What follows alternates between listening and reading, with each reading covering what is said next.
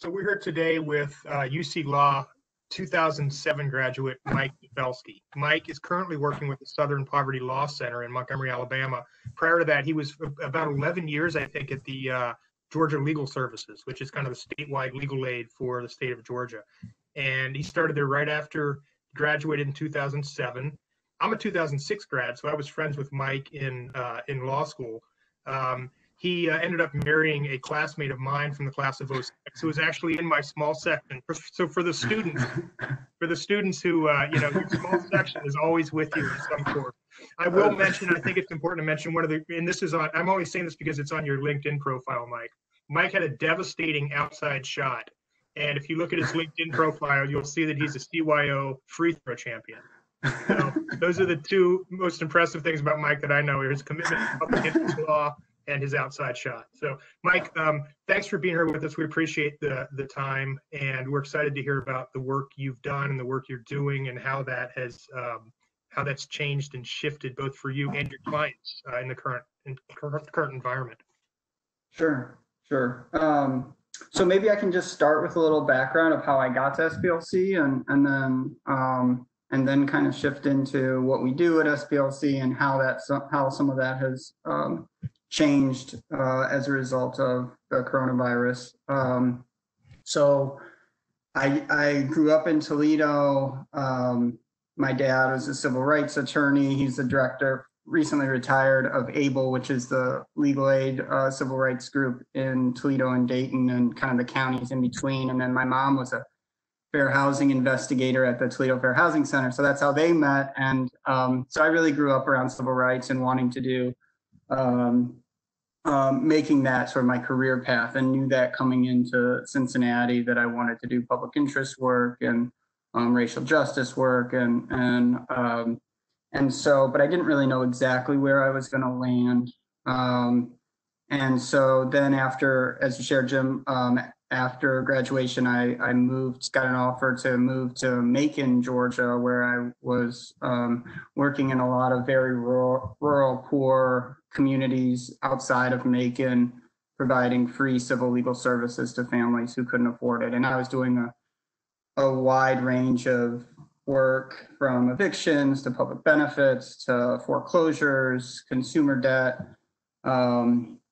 But really, I then transferred within our organization to our Atlanta office a few years after being in Macon. And that was really hard to leave Macon because I love the work and the communities that I was working with. But when I moved to Atlanta, that's when I really started doing a lot of children's rights focused work. And so I was doing that probably from about 2012 to 2018. And that's where I found that,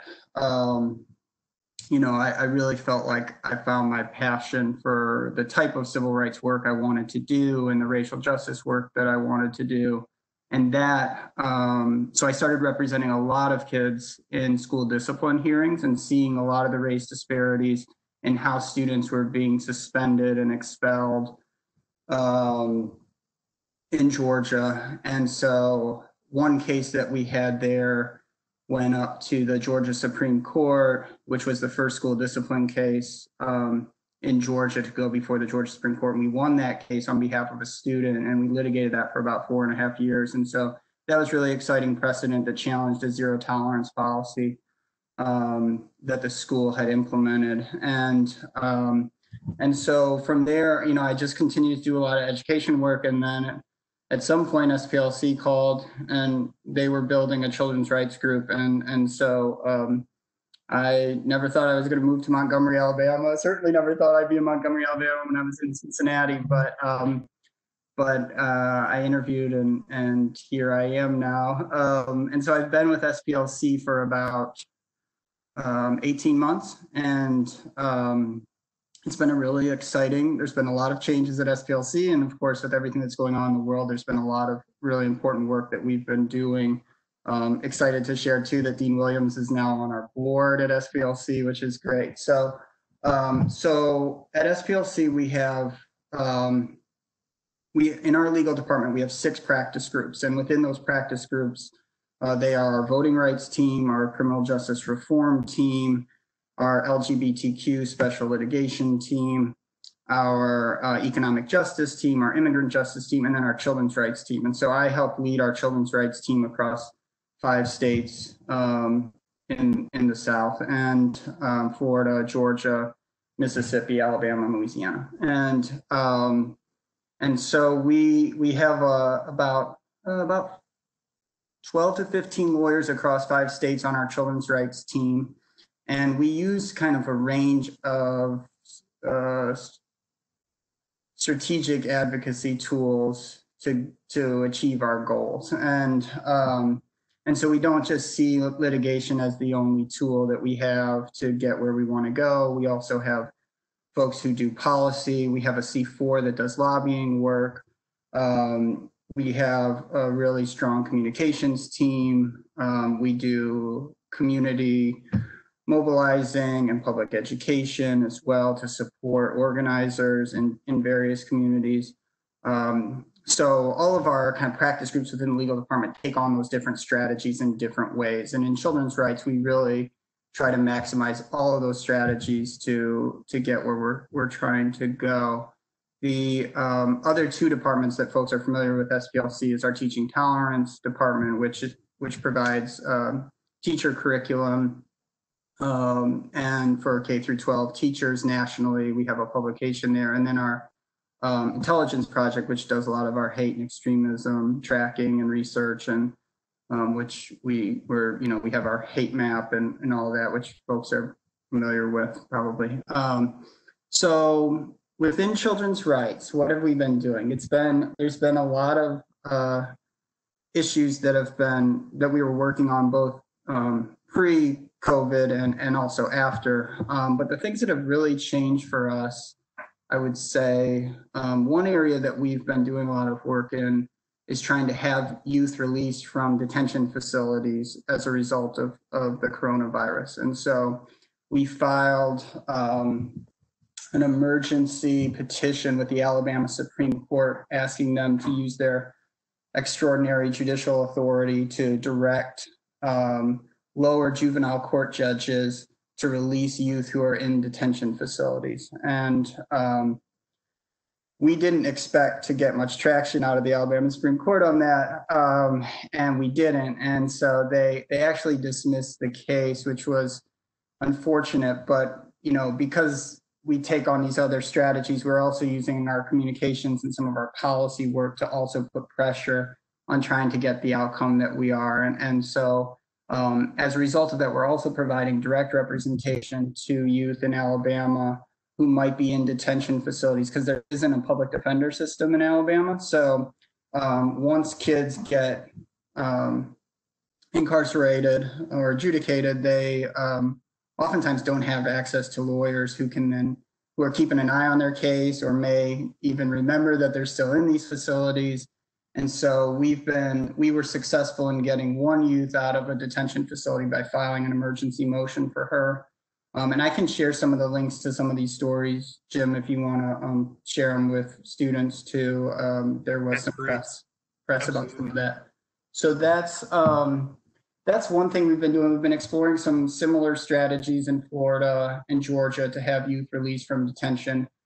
There was a large class action filed in Louisiana, which we were involved in, but we aren't counsel on the case. And so we're seeing some success. The ACLU filed a similar case in North Carolina, and they had some success recently and a good decision. So that's one area that we've been working on. I'll pause. I've been talking a lot. If there's like questions or other things you want to ask. I have a question that when you just mentioned your different practice groups, certainly there's some overlap there, right? So you have LGBTQ youth issues and racial disparity youth issues that you deal with. How do you strategize on those? And as part of your strategy, for one of a better way to say this, are certain issues more palatable to the Alabama Supreme Court or to the Georgia legislature? In other words, is children a more palatable issue than LGBTQ, and do you strategize that way intentionally? Yeah, I think that our practice groups are doing an increasingly better job of working collaboratively. So for instance, the work on the juvenile detention is a collaborative effort between our children's rights team and also our criminal justice team. And so it's something that we've been able to work together on in developing the advocacy. And we do try to think, we try to not silo ourselves into these certain practice groups and really think strategically in how we work. Yes, I think that, you know, we are always thinking about which state might be the best, or which circuit might be the best place to bring a case, because we think that we could have greater success in a certain jurisdiction, which then could lend itself, because a lot of times other southern states want to know they don't care what Ohio is doing. They don't care what California is doing or New York. They want to know what their, you know, neighboring states are doing. And so it's important to keep that focus when you're working in the Deep South, for sure. So one issue that is coming up a lot right now, which is something that we're also working on as a result and is gaining a lot of momentum over the last few weeks, is police in schools. And so that is something that, you know, we have had to deal with pretty delicately, because this idea in Alabama that you wouldn't have police in schools is something that, you know, school districts and politicians would never even consider as an option. But with school districts beginning to cut their budgets and reviewing because of COVID and thinking about where they're going to be able to cut, you know, those police officers and those school resource officers take up a huge piece of that budget. And so we've been thinking strategically how we can use, you know, what's going on in the world today, and also knowing the dynamics of our states, to think about where there might be specific locations where there is momentum building to remove police in schools that we could then use as a model for other districts. And so there's been probably about 10 or 15 districts already over the last 3 weeks who have already committed or voted to remove police from their school districts, and beginning in Minneapolis and Denver and Portland, and there are some places along the East Coast, and but you can see there's a huge void in the South. Like, there have been no confirmed places in the Deep South where that has happened, and so we are trying to work with partners and think about which districts might be a good place where we could do some advocacy around that. And actually our summer interns, our all student interns, are doing some work for us by pulling about 10 or 15 school district budgets across our states and reviewing them to determine where we've used civil rights data to show that those districts are having large referral rates of students to police, and trying to evaluate those budgets and that data to see where we might be able to do some advocacy at a local level in the coming weeks and months. So that's one of the projects that we're excited to have some interns working on, and might be something that students at UC might be interested in looking at in Cincinnati public schools or other neighboring counties where they might have some problems with the police in their schools. We're talking about mostly about school resource officers and the expense of that and the presence. Yeah, okay, that's great. Yep. We have a student at the DC Children's Law Center who's doing some work on that exact same issue. Oh, great. Yeah. And the I remember working at the Children's Law Center in Covington when I was at UC, and you know, I haven't been in touch with them recently, but they might be doing some work on that as well. Yeah, they are. Yeah, that's great. That's great. One of the assignments for the students participating in the summer public interest program this summer for the Rising 3Ls is to read about and write about what movement lawyering is. Would you consider what you do and what SPCLC does to be movement lawyering? I think that is a very great internal question that we are grappling with right now. And I think that there is differences within SPLC of how different lawyers view our work and are doing our work. And so I think that we do have lawyers in our organization who are very much aligned with movement lawyering. I think we have other lawyers who view themselves more as traditional litigators, you know, and I probably see myself more aligned with, when I came to SPLC thinking I was going to be more of a traditional litigator and that was the role they wanted me to play, but being here and seeing how all of these other advocacy tools are essential to really achieving a goal, which I think is what movement lawyering, you know, is. It's thinking about how can we use all of these different strategies. I think that probably more aligns with what I'm doing daily. So, yeah, I mean, I think that's a great assignment. And I think a great example of that is, you know, the advancement project and the team that they have and the work that they've been doing for decades around school policing, and kind of seeing now how that work is really coming to some successful fruition, when a lot of folks said it's never possible to get police out of schools. I mean, that's, they have a really great report that some of the students might be, and if you haven't seen it, I'll send you the link, but that talks about, you know, their policing positions and recommendations, and how they achieve those goals through a movement lawyering approach. But yeah, I think we're on the spectrum of movement lawyering, but I think there are other organizations that certainly do it better. And I think that we're trying to figure out where we internally, with a lot of leadership changes that we've had over the last year, where we land in that. And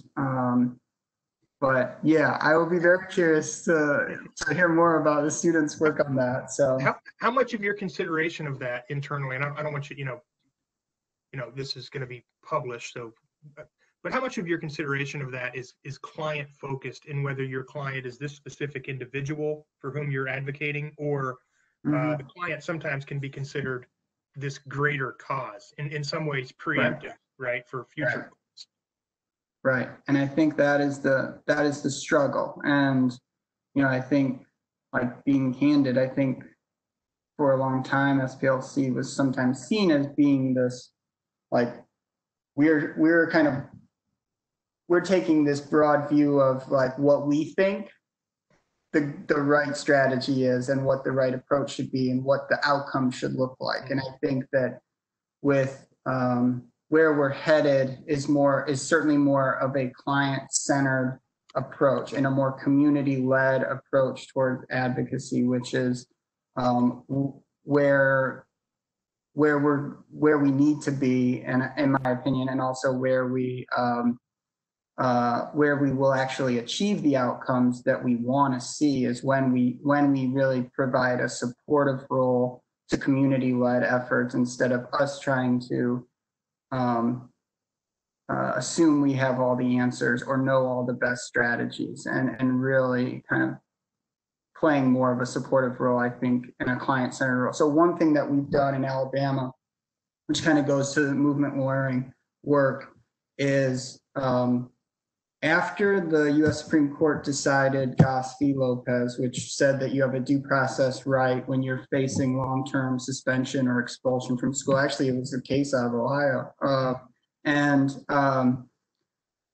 It didn't say exactly what those due process rights for kids in school were. So most states introduced state legislation that would set out what those protections would be.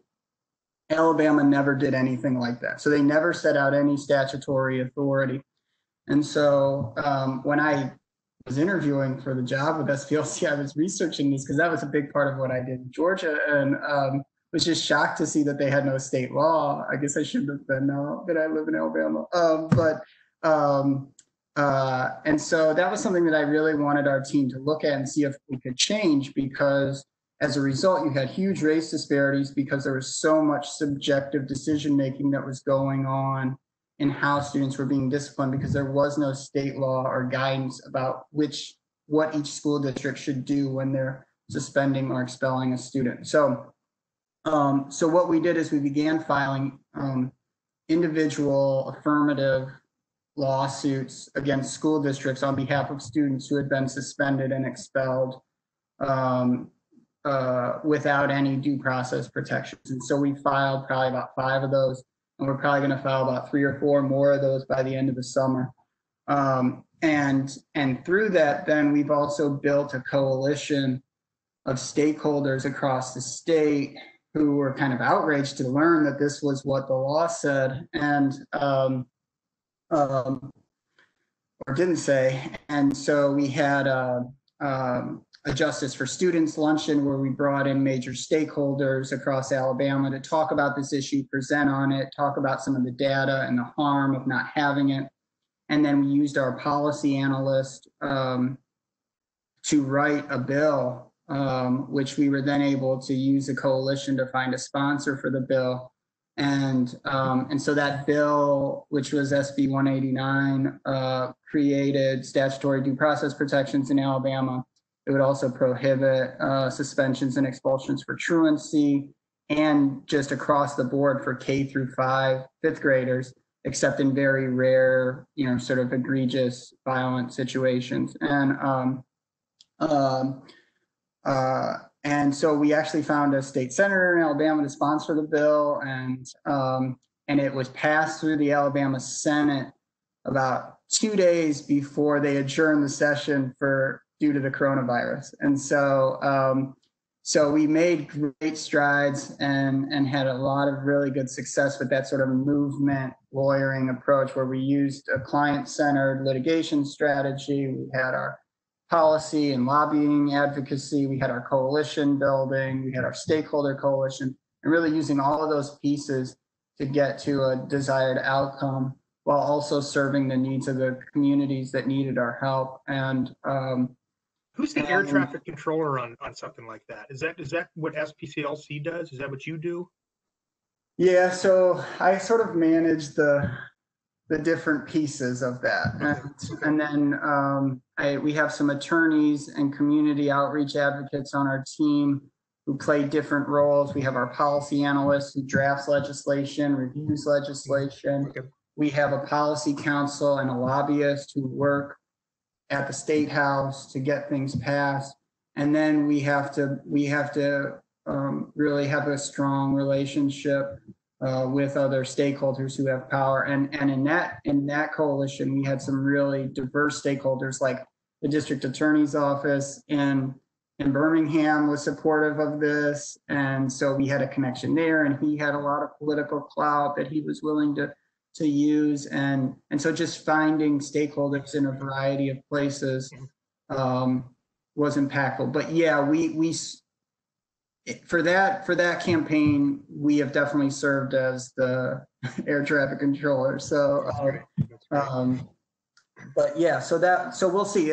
We hope that when the legislature comes back, that bill will make its way over to the House or get reintroduced, depending on when they come back, and that we can get it passed in the coming years. But in the meantime, we're going to continue bringing cases. We're going to continue to have coalition building so that we keep that momentum, of that movement lawyering approach going. So we keep this issue on folks' minds moving forward. That's great. I have a quick follow-up, and then I have a student question. I'm personally curious if in your work in schools, and especially with respect to due process, and do you draw at all on some of the federal cases we've seen on Title IX with respect to due process, property interest in education, that sort of thing? Yeah, there's some really interesting intersections there. We have some UC cases, as you know, too. So, and I haven't seen those as much, but like we've definitely talked internally. It's sort of this, sometimes we have all of these intersections that come out, and we have to figure out how to navigate them too, because like we've seen situations where we wanted to represent folks in Title IX cases against school districts because the SROs were engaging in sexual harassment towards students or things. So, I mean, there's all these different angles sometimes that we come at these issues. But yes, the due process in a school discipline like K through 12 context, is fairly the case law is fairly limited and not that favorable in circuit. And so, and a lot of it comes out of Alabama because there isn't any state law. So a lot of the state courts in Florida and Georgia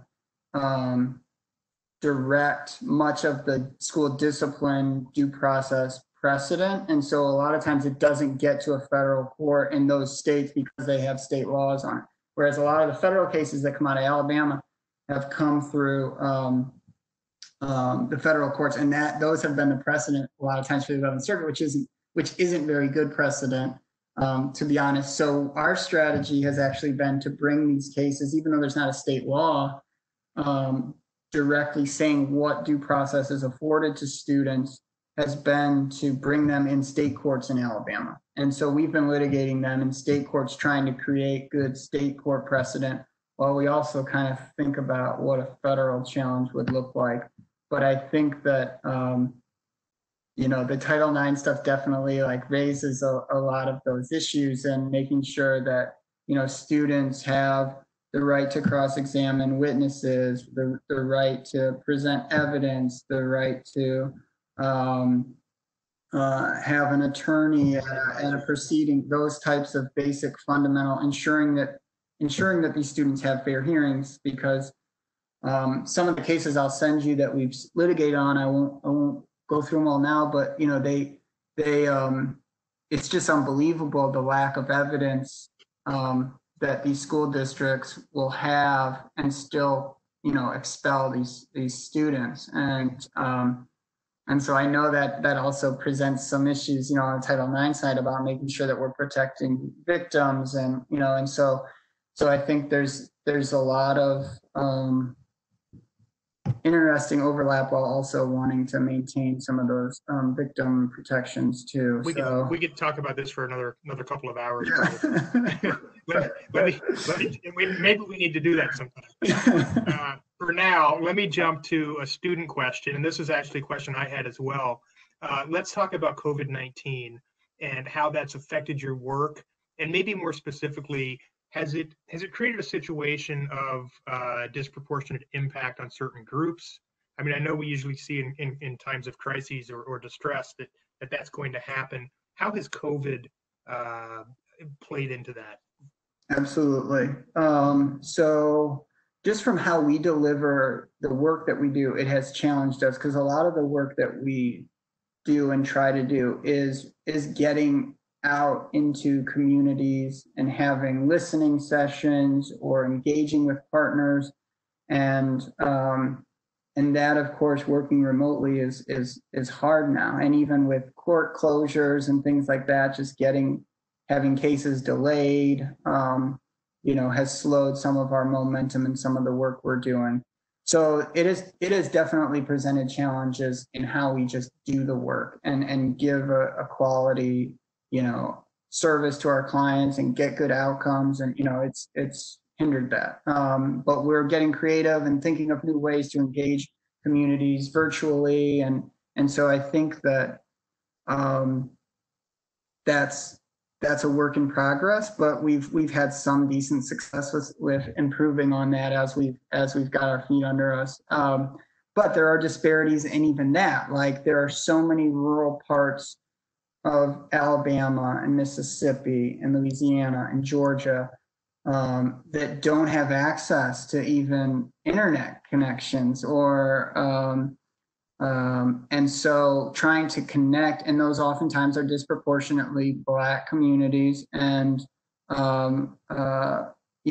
trying to connect and engage and making sure that we're aware of issues that they're seeing has required us to be even more creative to make sure that we're staying in close contact with our partners there and clients. And then, yes, absolutely. I mean, for children's rights, our sort of substantive issues that we focus on are really stopping the school to prison pipeline, ensuring educational equity, and also providing access to health and mental health services for kids. Those are sort of like our three big buckets of work that fall into children's rights. And, when it comes to education, we are seeing huge disparities in the quality of remote learning that was available, which certainly draws along racial lines, and access. And so what we did is we created a survey across all 5 of our states, a parent survey, to give us feedback on the educational experiences that they've been having. And we've gotten it's only been out for a couple of weeks, I think, but we've gotten a few hundred replies already, and we're continuing to push that on social media and getting increasing numbers of replies. And then we're having some of our student interns take those survey results and analyze them so that we can strategically identify which districts might be lacking in providing educational services. We know that students with disabilities, ELL students, are not getting all that they need right now, and then we know that budget cuts are coming because of the downturn in the economy and the tax revenue, and most of these districts in the South are already deeply underfunded. So it's a tsunami of problems that are coming, and so we're trying to, with the sort of staffing resources that we have, trying to maximize our impact and be strategic in how we identify where those problems are. But and it goes to actually one other thing that I wanted to just add about the work that we're doing, which has some I think relationship to Ohio, is it goes to our education resources advocacy, but that's the voucher programs, which Ohio is got one of the largest in the country, and so we started a national campaign about shortly after I started to fight back against vouchers and make sure that public dollars are being spent on public schools. And so that national campaign is called Public Funds, Public Schools, and the website is pfps.org. And we work with the Education Law Center and then a law firm out of California, Munger Tolles, and as sort of like the 3 primary leaders of that campaign. And we recently, because it's a national campaign, we kind of extend beyond our core southern states, and so we litigated a case in Tennessee recently, which resulted in the voucher program being struck down in Tennessee. We actually argued that case remotely, and then they tried to get, it's been appealed to the Court of Appeals. They tried to get the Supreme Court to take it up because they wanted the voucher program to be enacted in the fall, and the Supreme Court recently declined taking it up. So the voucher program is not going to happen in Tennessee this year, and so we've also been taking a look at Ohio's voucher program, and I know that there's a lot of discussion about that, and so that's something that's definitely on our radar.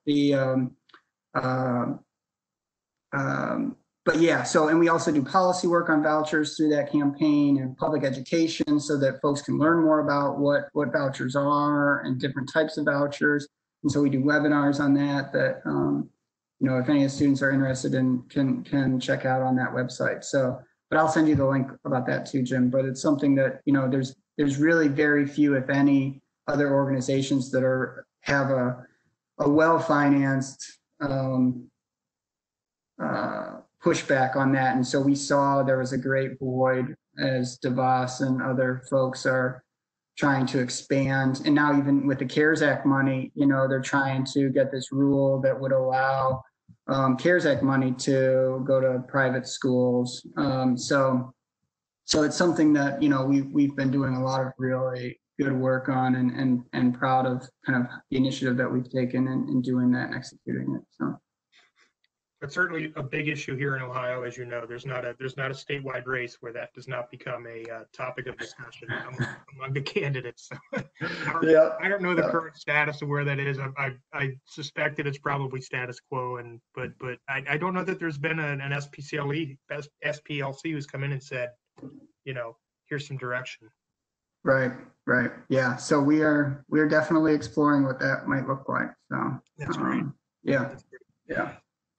Mike, we're about at time. I Cool. really appreciate you being here. This is tremendous. You're doing some amazing work. You know, every time I hear from a public interest attorney, and particularly someone who's in a leadership position at a leading national organization, I get a little bit of Bearcat pride, even though I'm a Xavier guy. So that's right. That's right.